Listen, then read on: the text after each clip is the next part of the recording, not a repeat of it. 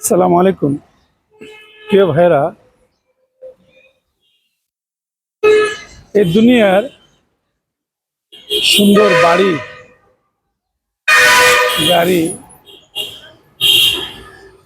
ধন সম্পদ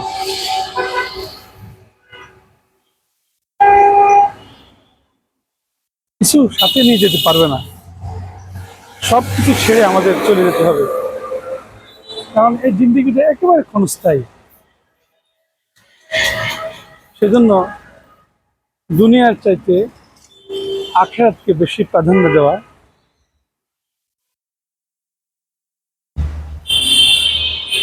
বেশি করে আখিরাতের করা। আর আখিরাতের সামানা হচ্ছে ঈমান ও আমল।